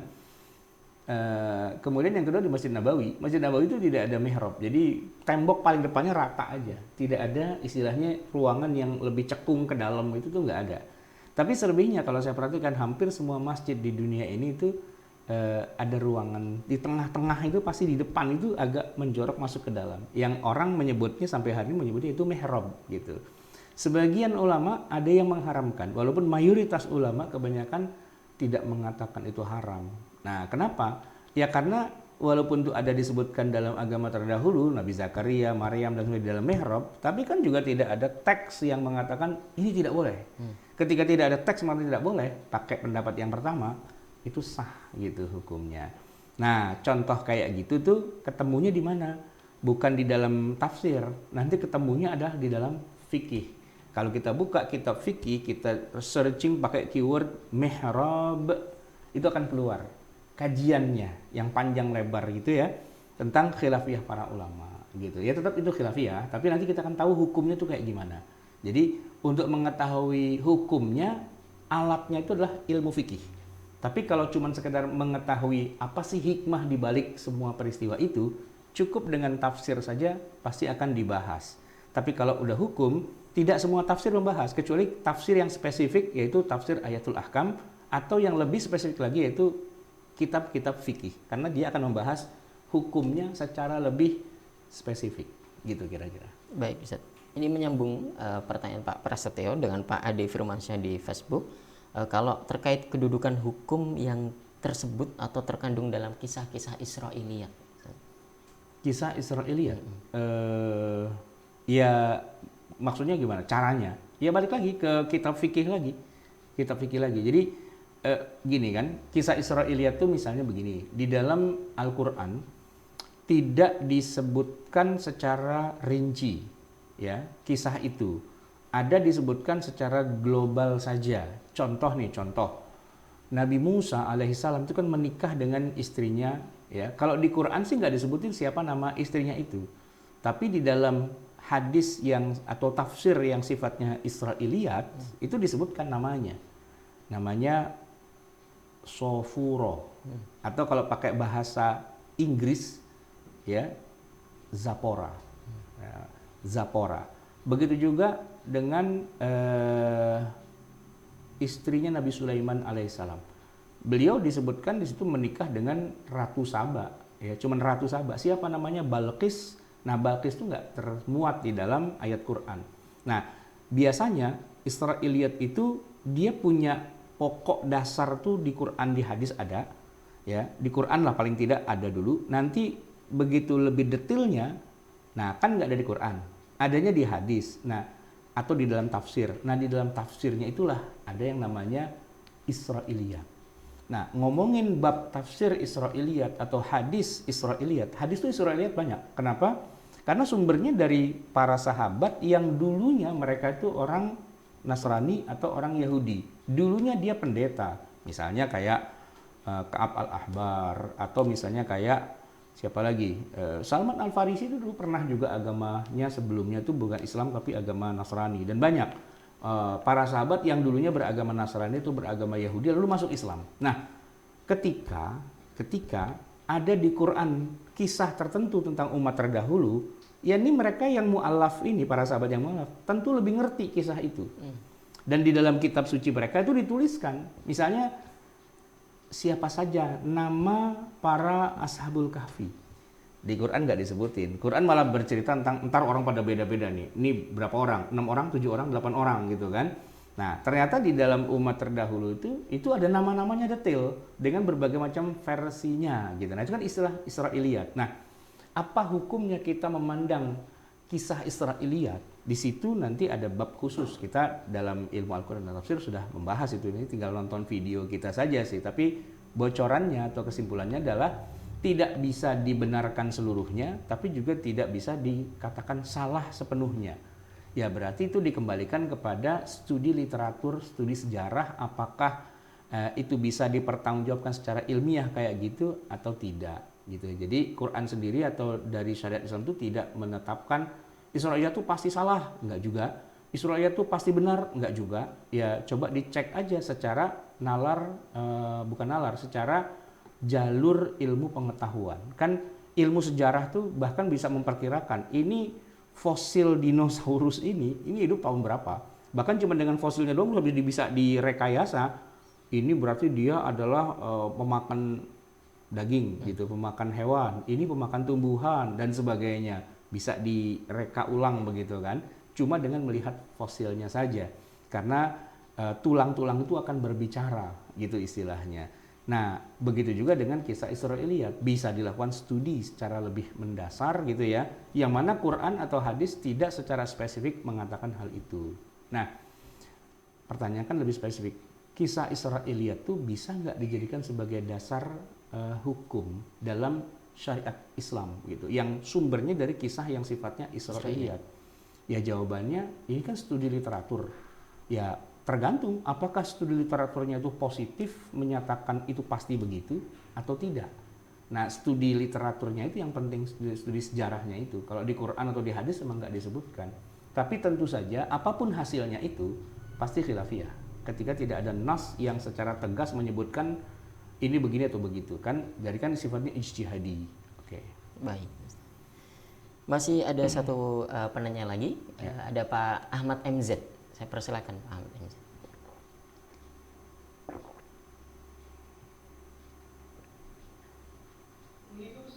Ya, waalaikumsalam warahmatullahi wabarakatuh.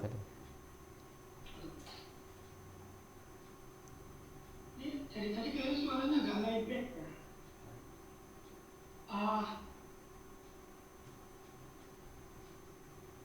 Ya, silakan Pak. Tapi saya tidak tahu apakah pertanyaan saya ini ada hubungannya dengan konteks yang bicarakan. Tadi kan dikatakan bahwa Yahudi dan Nasrani itu kan adalah agama samawi ya. Iya. Terus yang kajian yang pernah saya ikuti di surat Al-Fatihah itu di ayat terakhir dikatakan bahwa orang yang dilaknat dan orang yang tersesat itu adalah Yahudi dan Nasrani. Nah ini apakah tafsir ini sesuai atau gimana Ustaz? Itu satu. Yang kedua, satu ayat yang sering dipakai oleh kaum liberal itu adalah Al-Baqarah 62 Ustaz. Bahwa mereka semua yang percaya dengan Allah atau gimana itu, saya nggak tahu kapal terjemahan lengkapnya. Intinya di situ dikatakan mereka pun masuk surga gitu. Nah itu gimana Ustaz? Terima kasih. Baik. Sebelum saya jawab, saya akan bikin pertanyaan untuk mengikuti alur logika yang Bapak sampaikan barusan. Gini, saya tanya Pak, Nabi Musa itu agamanya apa? Islam atau Yahudi? Begitu juga dengan Nabi Isa, agamanya apa? Islam, maksudnya agamanya itu adalah syariat yang dibawa oleh Nabi Muhammad, ataukah agamanya adalah Nasrani, syariat yang beliau bawa? Dua orang itu, Nabi Musa dan Nabi Isa, iya pastinya nabi, ya kan? Pastinya masuk surga, pastinya akan mendapatkan keridhaan dari Allah Subhanahu wa taala, karena nabi itu kan maksum gitu ya. Nah, jadi kalau bicara rasnya, ya Nabi Musa itu Yahudi. Begitu juga rasnya Nabi Isa itu ya Nasrani, kaumnya itu Nasrani, Yahudi. Nah, kalau di Al-Fatihah itu kan kita baca, ayatnya kan tidak mengatakan ghairil yahuda wan nasara, kan enggak begitu bunyi ayatnya.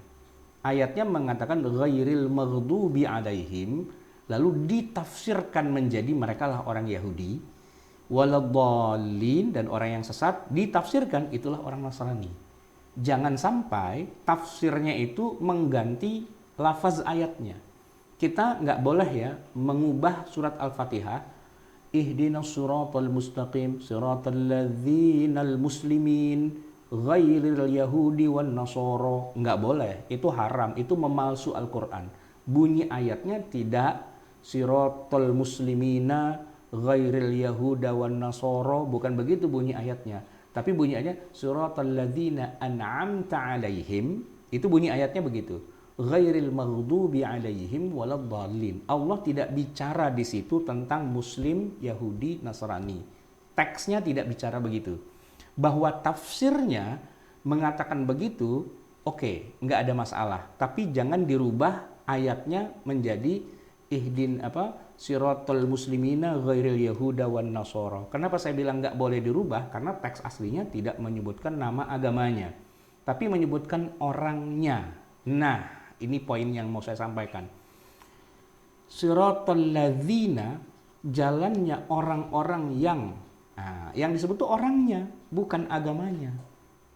Orangnya itu adalah alladzina, ya, siratal ladzina an'amta alaihim. Disebutkan orang-orang yang engkau berikan kenikmatan. Siapa itu? Orang-orang Islam, gitu kan?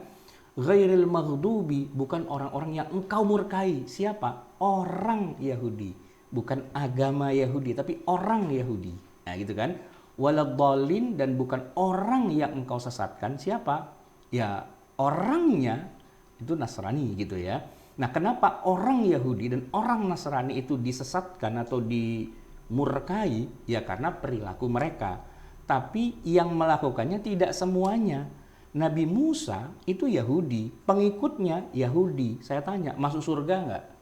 Masuk surga. Kita nggak bisa bilang Nabi Musa itu Yahudi lalu masuk neraka. Enggak. Tapi bahwa nanti pengikut berikutnya setelah zaman Nabi Musa meninggal, pengikut-pengikut yang paling awalnya meninggal, banyak yang pada merusak agamanya, menjual ayat apa dan sebagainya. Nah, itulah. Nah, tapi tidak dikatakan agama Yahudi semuanya rusak, itu enggak.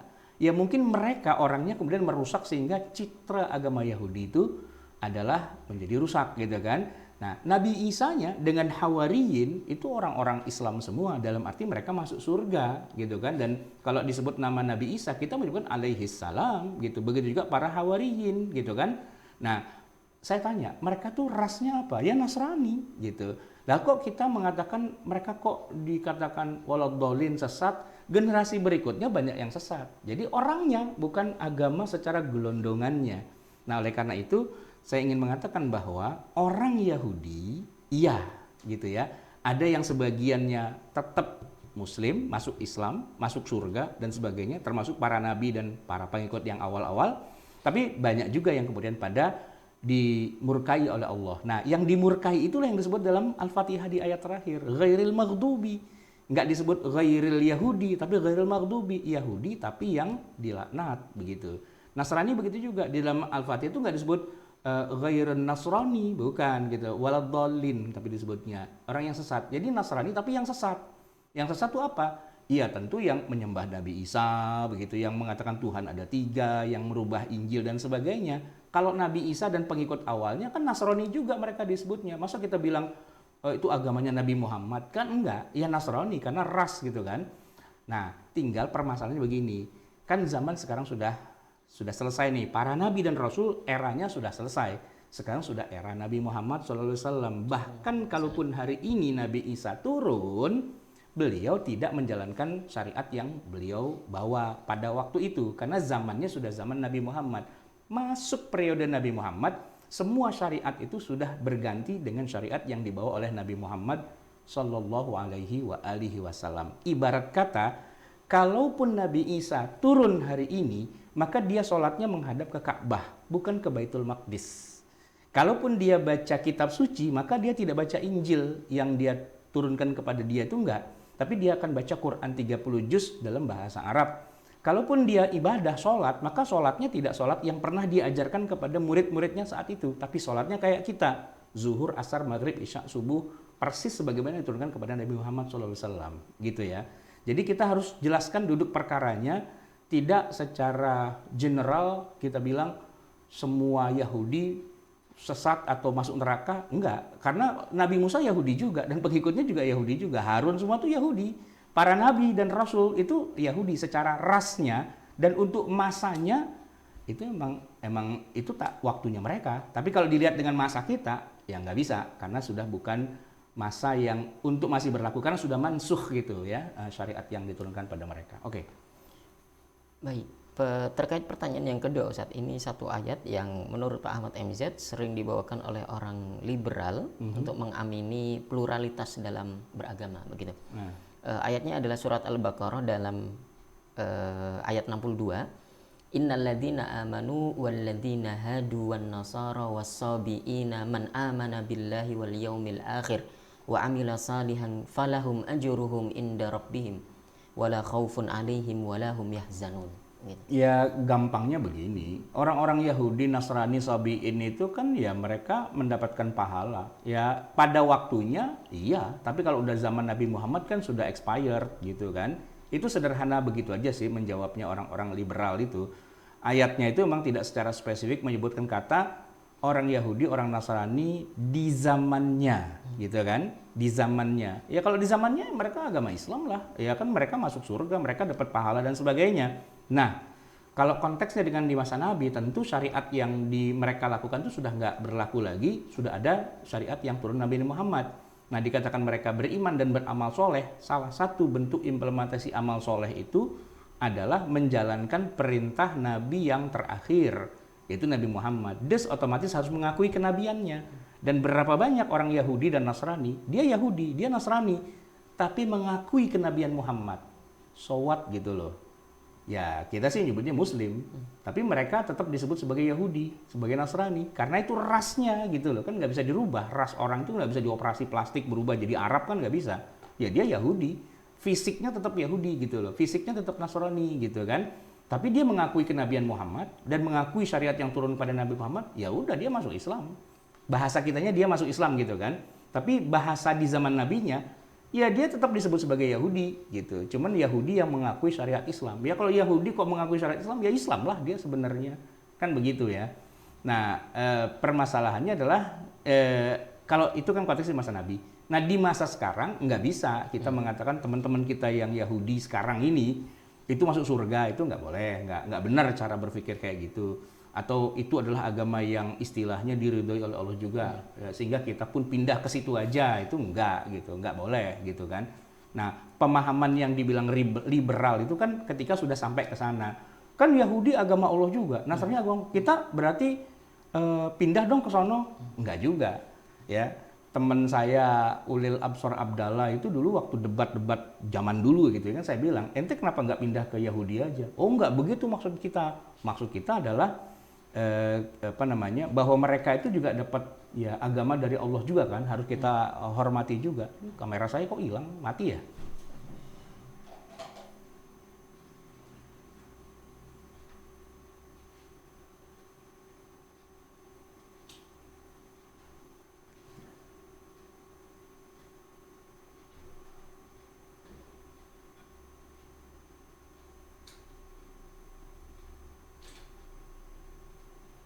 Baru hidup. Oke, nanti ini bisa diedit ya. Apa tadi saya ngomong? Sampai ya, teman saya Ulil Absor Abdallah itu dulu ketika kita awal-awal debat liberal, beliau kan salah satu tokoh ya kan. Yang satu mati lagi. Tokoh jaringan Islam liberal, JIL gitu kan. Pertanyaan saya adalah begini, kalau Anda menganggap semua agama sama, kenapa Anda nggak pindah agama Nasrani dan Yahudi saja? Gitu kan? Itu kan pertanyaan yang sederhana. Oh enggak, kita tuh membenarkan agama itu bukan berarti kita pindah keyakinan. Kita tetap yakin agama Islam itu agama yang ya kita yakini kebenarannya. Dan mereka itu kita hormati sebagai agama yang benar, dalam arti kita tidak menganggap bahwa yang mereka lakukan itu adalah kemungkaran. Oh, bukan berarti kalau kita murtad masuk agama mereka lalu masuk Islam kita juga masuk surga juga gitu. Dulu di awal-awal dia bilang iya, tapi kalau sekarang dia bilang enggak. Rupanya teman-teman liberal tuh bersama dengan keliberalannya itu mengalami proses perbaikan gitu. Ya, mengalami proses perbaikan. Jadi dulu liberalnya liberal kafir gitu istilahnya, sekarang liberal tapi liberal Islam gitu. Dalam arti enggak sih, kita enggak, dan setahu saya belum pernah ada teman-teman yang bermazhab liberal itu yang kemudian pada murtad masuk agama lain, itu enggak juga. Tiba-tiba enggak kok sekarang saya sudah jadi Kristen, itu enggak ada yang murtad gitu. Tapi mereka memang di awal-awal tuh dulu sering bersikap seperti itu, ekstrim lah gitu menurut saya, dan itu keliru kalau menurut saya, ya kan. Tapi kalau kita membenarkan dalam arti silahkan saja Anda kalau mau beribadah, itu iya gitu loh. Kenapa? Karena Islam menjamin hak-hak semua agama. Rasulullah pun membolehkan agama Yahudi beribadah di kota Madinah. Ada rumah ibadah orang Yahudi di Madinah, dan Nabi melarang untuk merusak apa dan sebagainya, karena itu dianggap sebagai kebenaran, tapi kebenaran dalam arti ini tidak melanggar kehidupan kerukunan. Silahkan aja kalau mau ibadah gitu kan. Nah, tapi kalau dari sisi bahwa kalau ada orang Islam murtad masuk ke dalam agama dia, kok masuk surga, itu keliru. Gitu. Itu aja sih poinnya. Baik, Ustaz. Berarti intinya surat Al-Baqarah ayat 62 ini tidak menjadi dalil atas benarnya semua agama. Itu pemahaman yang keliru. Tidak menjadi dalil atas benarnya orang Islam yang murtad. Atas orang Islam yang murtad. Okay. Baik, Ustaz. Ya karena seliberal apapun teman-teman kita, itu nggak ada kok yang saya suruh murtad dong gitu. Kan masuk surga juga, nggak ada yang berani mereka. Ya berarti kan dia juga tidak membenarkan hal itu. Kalau saya murtad masuk agama Yahudi, Nasrani, pasti saya masuk surga juga. Nggak ada yang berani. Buktinya nggak ada yang, saya pernah ngomong kayak itu langsung gitu, dan nggak ada yang berani, nggak ada yang mau. Katanya semua agama sama gitu. Pindah dong ente, kan di sana lebih enak, nggak pakai wajib 5 waktu, nggak wajib jilbab, nggak wajib apa dan sebagainya. Nggak ada yang berani. Katanya agama sama semua. Ya gitulah, sederhana. Baik, saya buka pertanyaan berikutnya untuk Pak Mustafa. Silahkan.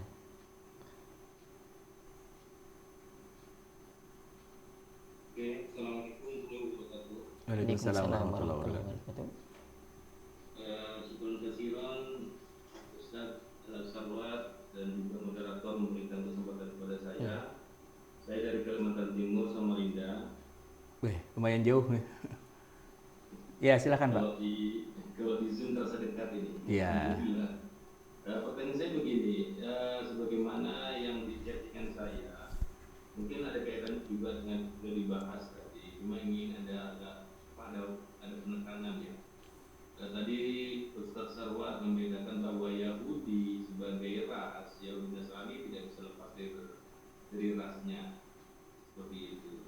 Nah, ada pengklaiman sebagian masyarakat bahwa umat Yahudi sekarang, agama Yahudi sekarang dengan agama Kristen sekarang itu juga bagian dari agama Nasrani dan agama Yahudi masa lalu pada saat Nabi Muhammad SAW masih hidup. Ya.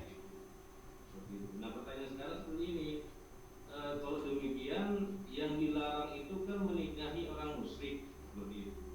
Nah, apakah Yahudi sekarang dengan Kristen, agama Yahudi sekarang dengan agama Kristen sekarang masih bisa dikategorikan ahlul kitab, seperti itu. Bagaimana kan diperbolehkan menikahi ahlul kitab di masa lalu pada saat disyariatkannya Rasulullah masih hidup, seperti itu. Apakah bisa menikahi ahlul kitab pada masa sekarang dengan dikiaskan terkait dengan ahlul kitab pada masa Nabi, seperti itu? Ya, baik. Ahlul kitab yang saya maksud sini adalah umat Kristen dan agama Kristen dan agama Yahudi sekarang, seperti itu. Terima kasih Ustaz. Assalamualaikum warahmatullahi wabarakatuh. Waalaikumsalam warahmatullahi wabarakatuh. Ini pertanyaan bagus ya. Jadi begini Pak, yang pertama bahwa bolehnya laki-laki muslim menikahi wanita ahli kitab itu memang Quran. Ya, Quran membolehkan, surat Al-Maidah ayat 5 ya. Wal muhsanatu minal ladzina utul kitaba min qablikum. Itu Quran. Dan kalau kita lihat implementasi dari ayat Qur'annya di masa Rasulullah, ya sama juga bahwa para sahabat itu memang menikahi wanita Yahudi, wanita Nasrani. Itu 2 poin saya kira tidak ada khilafiyah. Nah, yang jadi masalah itu adalah pertanyaan Bapak itu tadi. Bagaimana dengan orang zaman sekarang yang mengaku sebagai ahli kitab atau mengaku sebagai Nasrani atau Yahudi, padahal boleh jadi secara rasnya mereka bukan Yahudi. Mereka tuh orang Jawa, gitu ya. Orang Sunda, orang Batak, orang Ambon dan sebagainya, tapi beragamanya agama orang-orang Nasrani, ya kan? Atau beragama Yahudi. Nah, apakah bisa mereka diperlakukan seperti juga para ahli kitab di masa Rasulullah? Itu kan pertanyaannya. Baik. Jawabannya sederhana, khilafiyah. Itu jawaban kunci. Oke, khilafiyah. Ada sebagian ulama yang mengatakan, iya, mereka tetap harus diperlakukan sebagai ahli kitab, walaupun secara ras bukan ahli kitab. Itu jawaban pertama. Nah, jawaban kedua, tidak bisa. Mereka itu rasnya bukan ahli kitab, bukan Yahudi, bukan Nasrani, tidak punya darah Yahudi, gitu kan? Mereka orang Jawa, tapi ngaku-ngaku beragama Yahudi, ngaku-ngaku beragama Nasrani, tetap tidak bisa. Nah, kenapa kok terjadi 2 pendapat yang berbeda ini? Karena ketika menafsirkan ayat yang Al-Maidah surat ke-5 ayat 5 itu, ketika disebut ahlul kitab, ada 2 versi memang, ya. Apakah secara aqidatan atau secara jinsiyahnya gitu ya, secara kauman gitu, secara rasnya. Emang ada 2 penafsiran dari awal gitu ya. Nah, mereka yang mengatakan itu aqidatan, ya aqidatan itu berarti kan walaupun dia rasnya bukan Yahudi, tapi kalau dia meyakini keyakinan seperti orang Yahudi, maka ya Yahudilah dia. Kan kita tahu ada hadis bunyinya man tasyabbaha biqaumin fahuwa minhum. Siapa yang menyerupai suatu kaum, maka dia adalah bagian dari kaum itu. Padahal dia bukan kaum itu loh. Dia bukan ahli kitab, dia bukan Yahudi, bukan Nasrani. Tapi mengimani ya prinsip-prinsip akidah seperti orang Yahudi Nasrani. Kan Nabi sendiri yang mengatakan fahuwa minhum, maka dia bagian dari mereka. Kalau bagian dari mereka, maka hukum-hukum yang berlaku pada Yahudi Nasrani itu berlaku juga pada mereka. Ini hujjah mereka yang mengatakan dia berlaku. Gitu ya. Contoh nih, sekedar contoh saja, di Afrika itu kan kita tahu benua yang rasnya tuh ya hitam lah, rambutnya keriting gitu kan. Nah, sedangkan di sana ternyata itu banyak orang-orang Yahudi. Jadi Yahudi, tapi Yahudi Afrika. Yahudi Afrika. Kebayang nggak? Yahudi Afrika itu rasnya Yahudi bukan? Kita kan tahu kalau ras Yahudi itu ya rada-rada kayak Arab-Arab dikit lah ya. Gal Gadot itu kan bintang film Amerika yang Yahudi gitu ya. Nah itu kan ciri khasnya kayak gitulah, kulit putih pastinya, nggak kulit hitam gitu. Nah Afrika ini ternyata mereka mengaku sebagai Yahudi gitu ya. Apakah kepada Afrika yang ngaku Yahudi ini diperlakukan juga hukum mereka sebagai orang Yahudi? Nah itu kalau menurut pendapat yang mengatakan iya, ya karena ada hadis Nabi yang mengatakan sannu alaihim bisunnati ahlil kitab. Perlakukan mereka sebagaimana perlakuan kita kepada ahli kitab. Gitu ya. Termasuk Raja An-Najasyi. An-Najasyi itu raja di Afrika, di Abyssinia atau kalau sekarang tuh Ethiopia. Ya kan? Kalau di masa Nabi disebutnya dengan apa? Habasyah. Hitam. Saya nonton 2 film Ar-Risalah dan Omar gitu ya. Itu bintangnya ya yang memerankan orang hitam ya di Afrika lah gitu. Nah tetapi, Raja An-Najasyi ini kalau secara ras nggak ada potongan ras apaan lu hitam kayak gitu kok ngaku-ngaku ras Nasrani. Tapi diperlakukan seperti mereka itu sebagai orang Nasrani gitu ya. Nah diperlakukan sebagai orang Nasrani walaupun rasnya bukan. Tapi karena akidahnya, keyakinannya itu seperti Nasrani, ya sudah diperlakukan sebagai Nasrani. Maka menurut pendapat yang pertama, ya orang Indonesia, orang Jawa, kalau dia mengakui akidah Yahudi, mengakui akidah Nasrani, ya dia diperlakukan sebagai Yahudi Nasrani, begitu. Nah, sedangkan pendapat yang kedua yang mengatakan, oh nggak bisa, ya karena dari awalnya mereka mengatakan bahwa ketika Allah menurunkan ayat, ya wal muhsanatu minal ladzina utul kitaba min qablikum, itu maksudnya adalah rasnya. Sehingga kalau nanti ada orang yang agamanya Yahudi, agamanya tapi rasnya bukan Yahudi, maka dia nggak termasuk min ahlil kitab, gitu kan? Nah, ini pendapat yang kedua. Nah, 2 pendapat ini sama-sama ada di tengah perjalanan syariat Islam sepanjang 14 abad ini. Ada pendapat yang pertama, ada pendapat yang kedua. Dua-duanya kita akui ada. Nah, tinggal tadi saya katakan, ya jawabannya berarti khilafiyah. Kalau di Indonesia rata-rata para ulama pakai pendapat yang kedua. Rata-rata. Nggak boleh menikah dengan Kristen apa segala macam itu. Kenapa? Karena mereka bukan ahli kitab. Gitu kan. Itu kiai-kiai, ustadz-ustadz di Indonesia rata-rata pakai pendapat yang kedua.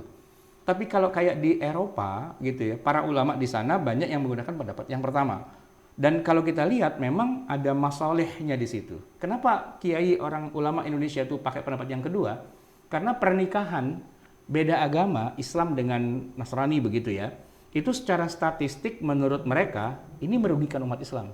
Karena terjadi pemurtatan apa segala itu lewat jalur perkawinan. Maka saddan lidzari'ah atau al-masalih begitu, nggak usah aja. Ya, kemudian dalil yang mereka gunakan adalah mereka bukan ahli kitab ya, gitu loh. Sebaliknya kalau di Eropa sana kebalikannya. Kenapa? Karena justru perkawinan antara Muslim dengan Nasrani atau Yahudi justru menguntungkan umat Islam. Jadi banyaknya orang Eropa yang masuk Islam itu gara-gara perkawinan memang gitu. Sehingga para ulama di sana juga cenderung mengatakan boleh silahkan, malah ini bagian dari dakwah. Nikahilah orang-orang Yahudi, orang-orang Nasrani. Walaupun rasnya bukan ras ahli kitab gitu. Ya biar bagaimana itu adalah 2 pendapat yang berbeda. Nah, saya, Bapak atau kita semua boleh ya berbeda. Saya misalnya mau pakai pendapat yang kedua, Bapak mau pakai pendapat yang pertama, nggak apa-apa. Yang penting kita jangan berantem. Karena dua-duanya punya rujukan yang kuat secara dalil-dalil hukumnya. Kira-kira seperti itu. Begitu Pak Mustafa. Terima kasih dari Samarinda, Kalimantan Timur. Pertanyaannya sangat membuat semakin kaya diskusi kita pada pagi hari ini, insya Allah. Saya bacakan pertanyaan terakhir dari Zoom, dari Pak Budi Setiawan. Assalamualaikum Ustaz. Terkait khitan, bagaimana dengan khitan pada perempuan? Apakah itu sudah ada di umat terdahulu juga? Gitu. Terima kasih. Umat terdahulu enggak lah ya, enggak tahu maksudnya. Karena umat terdahulu yang kita ngomongin khitan kan Nabi Ibrahim, ya Nabi Ibrahim. Millata Ibrahima, itu milahnya Ibrahim itulah sunat buat laki-laki, pakai kampak di usia 80 tahun. Nah, saya kurang tahu ya kalau ditanya apakah Yahudi Nasrani itu punya budaya mereka menyunat atau mengkhitan putri-putri mereka gitu ya. Sedangkan kalau dalam fikih kita, dalam ilmu syariah kita, itu pun juga tidak sepakat. Ada yang mengatakan ya sekedar adab saja, sekedar istilahnya jatuhnya bukan wajib tapi sunnah, atau malah yang lain mengatakan cuman mustahab. Ada yang mengatakan itu adabnya saja, Dan ada yang mengaitkannya dengan ini, nggak ada kaitan dengan ritual ibadah, tapi mengaitkannya dengan istilahnya apa, perilaku atau akhlak. Kenapa? Kok ada hubungannya dengan akhlak? Jadi konon dalam kepercayaan mereka, kalau tidak disunat itu lebih apa? Lebih galak gitu istilahnya dalam urusan seksual. Nah, tapi kalau dipotong sebagiannya itu lebih jinak.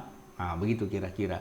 Tapi itu apa namanya tidak terlalu ilmiah ya, dan tidak mewakili seluruh umat Islam gitu. Sebagian yang mengatakan itu adalah adab itu, atau katakanlah itu merupakan bagian dari kebaikan saja, musyarrafatun istilahnya begitu, memuliakan wanita ya itu. Tapi tidak ada, kalau secara ilat, secara hukum fikihnya, kalau laki-laki disunat itu kan memang secara mazhab Syafi'i karena biar nggak najis. Tapi kalau perempuan apa urusannya dengan najis? Nggak ada urusannya dengan najis, sehingga tidak ada udzur syar'i gitu ya, ada keperluan yang mendasar tentang disunatnya itu.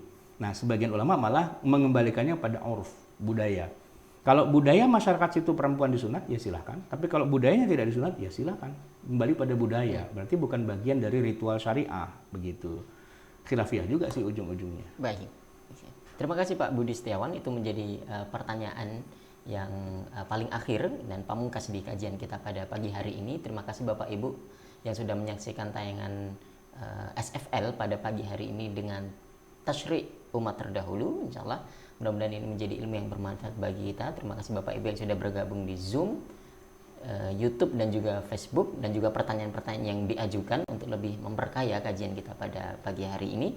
Mudah-mudahan kita ketemu lagi di SFL berikutnya. Nah, satu lagi informasi penting, Bapak Ibu bisa mengikuti daurah waris batch yang ketiga dari Rumah Fikih Indonesia yang insya Allah akan dilaksanakan tanggal akhir pekan ini. Jadi di tanggal 16 dan 17 insya Allah. Pantengin informasi lebih lanjutnya, lebih lengkapnya nanti di media sosial Rumah Fikih Indonesia. Kita tutup sama-sama kajian kita pada pagi hari ini dan baca doa kafaratul majelis. Subhanakallahumma bihamdika asyhadu an la ilaha illa anta astaghfiruka wa atubu ilaik. Tafadhal Ustaz. Bismillahirrahmanirrahim. Alhamdulillahirabbil alamin. Hamdan yuwafi ni'amahu wa yukafi'u mazidah. Ya Rabbana lakal hamdu wa lakal syukru kama yanbaghi li jalali wajhika wa li 'azimi sultanik. Allahumma salli wa sallim wa barik ala sayyidina Muhammadin wa ala ali sayyidina Muhammad. Rabbana anfa'na bima 'allamtana, rabbi 'allimna alladhi yanfa'una, rabbi faqihna wa faqih ahlana wa qarabatin lana fi dinina ma'a ahli al-kutri untha wa dhakar.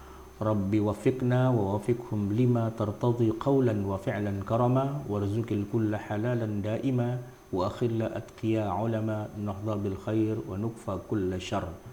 Rabbana aslih lana kulla syu'un wa aqirra bir ridha minkal uyun waqdi anna rabbana kulla duyun qabla an ta'tiyana rusulul manun waghfir wastur anta akraman satar wa salatullahi taghshal mustafa man ilal haqqi da'ana wal wafa بكتاب فيه للناس شفاء وعلى الآل الكرام الشرفاء وعلى الصحب المصابيح الغرر اللهم اهدنا بهداك واجعلنا ممن يسارع في رضاك ولا تولنا وليا سواك ولا تجعلنا ممن خالف أمرك وعصاك وحسبنا الله ونعم الوكيل ولا حول ولا قوة إلا بالله العلي العظيم وصلى الله على سيدنا محمد وعلى آله وصحبه وسلم Walhamdulillahi Rabbil Alamin. Wassalamualaikum warahmatullahi wabarakatuh.